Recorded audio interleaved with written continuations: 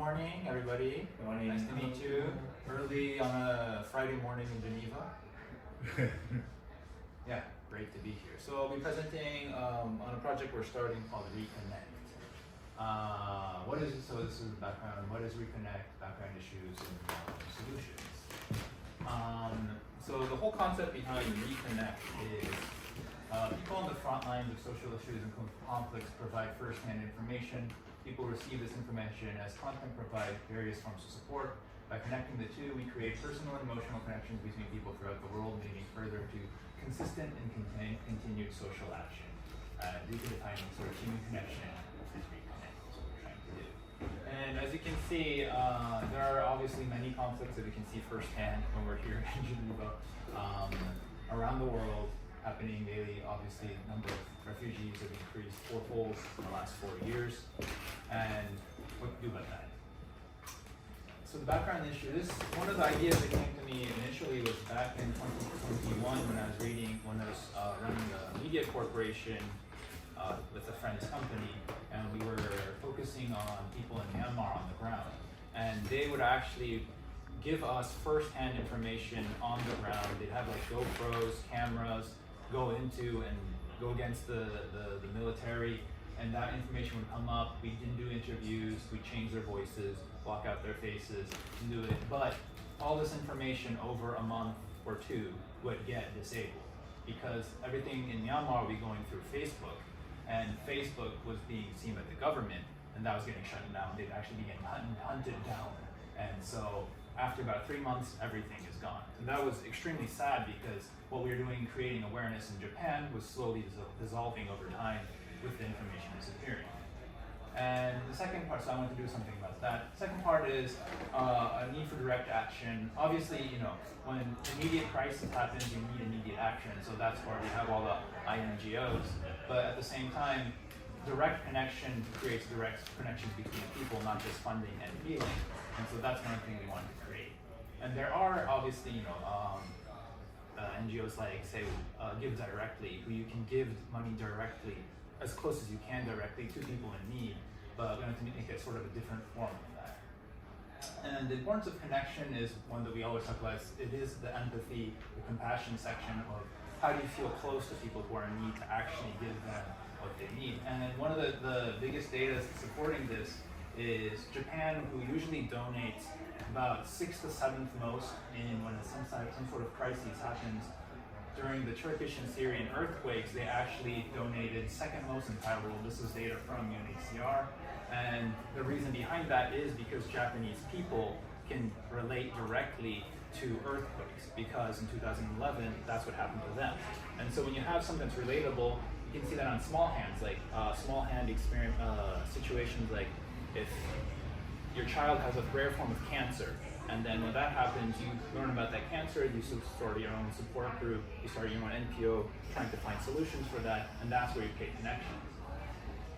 And just as an overview, I run this company called Seams in Japan, and we focus on how do you bring awareness to social issues through various forms of art, media, entertainment systems to get people on board, especially in a country like Japan where raising awareness is the difficult part and bringing action is the difficult part. We use various forms.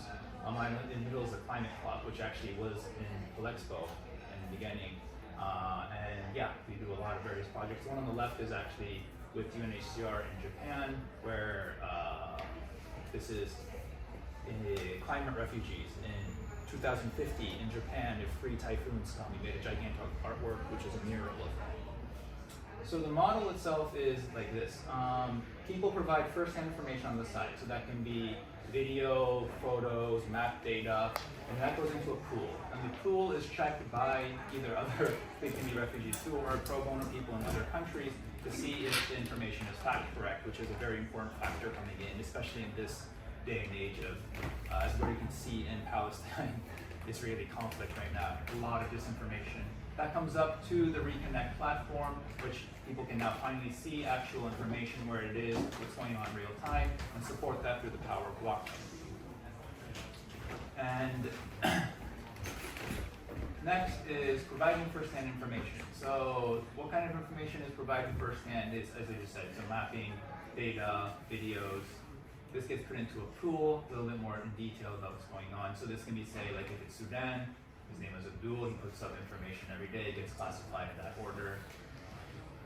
After that, you have people who are fact checkers, mappers, translators, if maybe the information is, this is the pro bono section where people can actually translate or put visual data to it or information mapping data to what's coming up. Then this becomes open to the public after the fact checking occurs, and it can be put in map mode or timeline mode. And finally, you're able to support this either through direct funding of would be donations through monetary currency or through blockchain stablecoin. And the last part is where we're really focusing on through the power of blockchain, because what this creates is the power of connection along with sending stablecoin. What you can do is you can create your own token, for example. So if it's me, I can make a Leo token and I can send that to a person in, say, Sudan, or I can send that to a person in Myanmar in Syria, and that person will actually know the existence of myself, and they'll be saying, okay, so I'm putting up all this information, I'm actually getting direct support from a person in Japan, and that creates the physical, that's where it connects the emotional connection, not just the monetary connection. And going forward, we're still in the beta stages of this project. We've created sort of the initial system of being able to create your own account, but what we're thinking going forward is there'll most likely be initially there won't be sort of an individual to individual connection base, probably more of an NPO or as we see today in this in Impact Hub today, RLOs who are giving us information, and then that is funded by people and NGOs in places like Japan, the US, or other countries. And that's what we're looking at initially. And after that, another aspect is it's not just monetary funding. Reskilling is a very important aspect where maybe what they need is not monetary funding, but say to learn English or learning digital coding. That's where we're supposed to be working with people in Welcome Japan, who has invited us here very thankfully. And getting people to learn so they can go into other countries as not just refugees, as digital workers or translators, as fields, so they can get the visas they need, not as refugees, especially in Japan, because Japan gets, 20 refugees a year maybe, but if you have work, if you have a skill, you can actually come into the country as a worker. And finally, one of the main things we're looking at is, individual connection is great, but how much is that really going to impact financially? That's where I say actual information of correct factual information coming in can be sold or used with, say, media sponsors, other places that need, for example, governmental agencies, universities. These other places can actually buy this, and they're the ones who can actually support the people bringing in the information. So that's the third thing we're looking at the stage 3 of our beta stage. Yeah, and these are a few mock-ups we've created. Let's see what it's looked like. There's posters around the room, so please take a look. And hopefully we can keep in touch, and as our project goes on forward, help us make it reality and start really changing the world. All right, thank you very much.